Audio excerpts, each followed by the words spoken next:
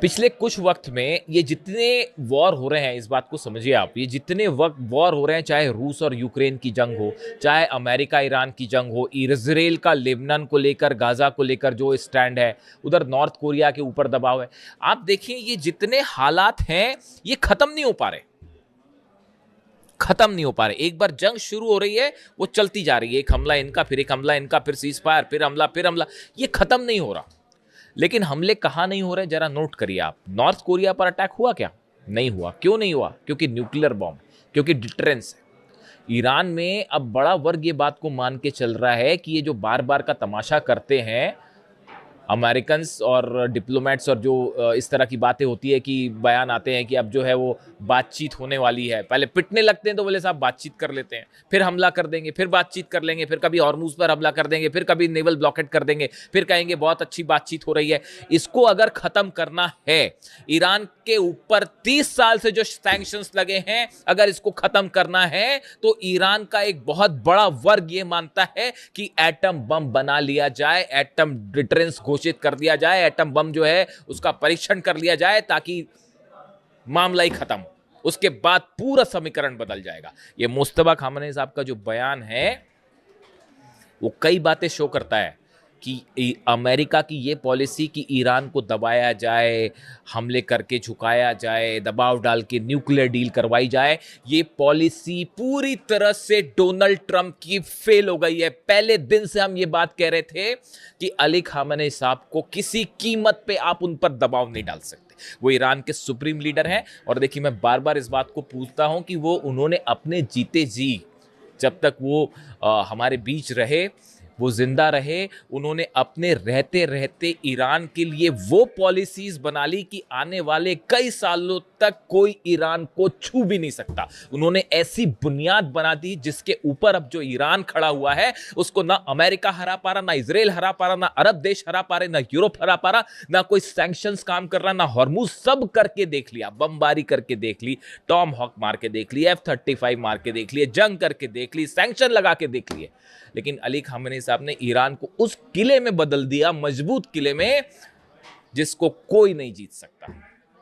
ये योगदान है इतिहास में अली खामेनेई साहब का, जो हमेशा याद रखा जाएगा। कम से कम मैं जितना समझता हूं, देखिए 20-25 सालों से मैं इंटरनेशनल रिलेशंस को एनालाइज कर रहा हूं, और जो मेरा आकलन कहता है उनके बारे में, इसीलिए मैं बार बार कहता हूं कि he was not only a supreme leader but he was one of the best military commander the world have ever seen.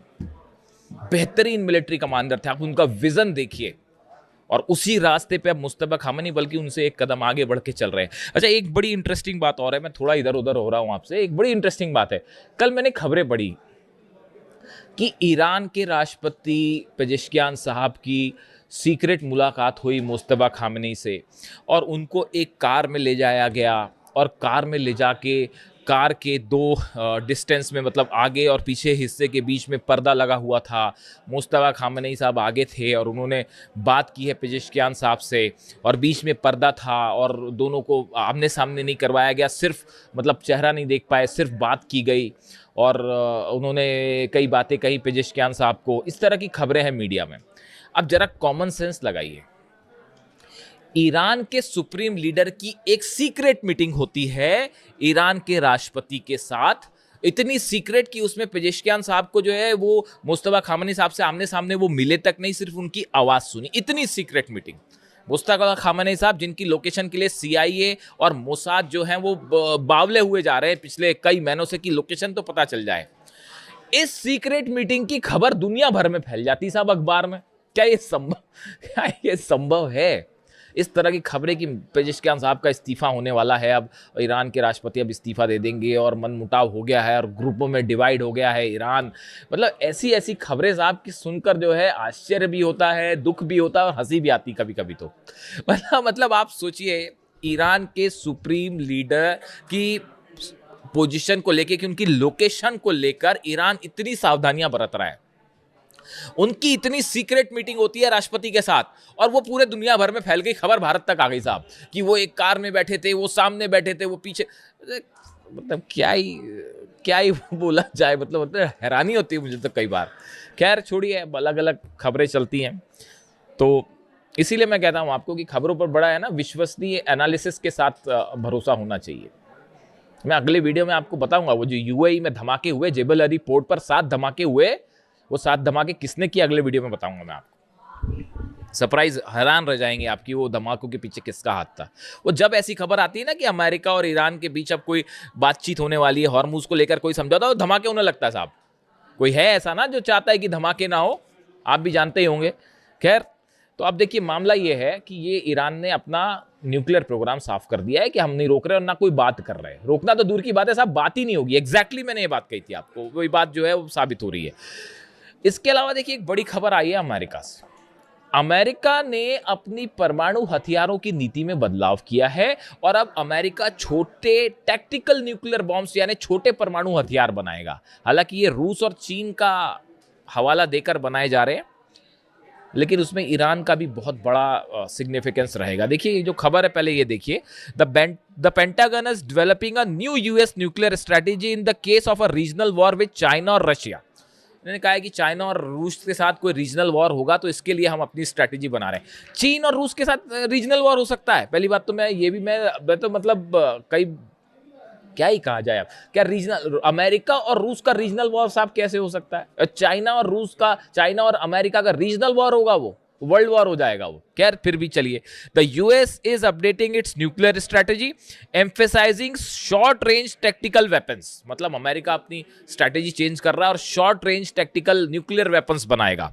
The goal is to prevent a conventional war from escalating into a nuclear one.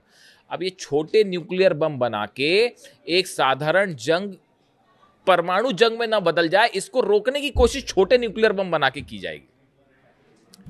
तो मेरी समझ के तो बाहर है। अब ये छोटा न्यूक्लियर बम, जो टैक्टिकल न्यूक्लियर बम क्या होता है, उसको अगर आप एकदम सरल भाषा में समझें तो एक छोटा न्यूक्लियर बम होगा जिसमें बहुत बड़ा धमाका नहीं होगा। मतलब ऐसा नहीं होगा कि किसी देश पे डाला तो पूरा देश तबाह हो जाए। एक छोटे लिमिटेड हिस्से में न्यूक्लियर बम से धमाका होगा और इसमें यूरेनियम का भी इस्तेमाल होता है बम में, और एक लिमिटेड एरिया में उसका रेडिएशन होगा। लेकिन साहब रेडिएशन तो होगा, समझ रहे हो आप? मतलब आप ये एक ऐसी बात कर रहे हैं, आप इसका इस्तेमाल करने का कोई सवाल ही नहीं उठता। आप छोटा न्यूक्लियर बम फोड़ें चाहे बड़ा न्यूक्लियर बम फोड़ें, उसका नतीजा वर्ल्ड वॉर होगा।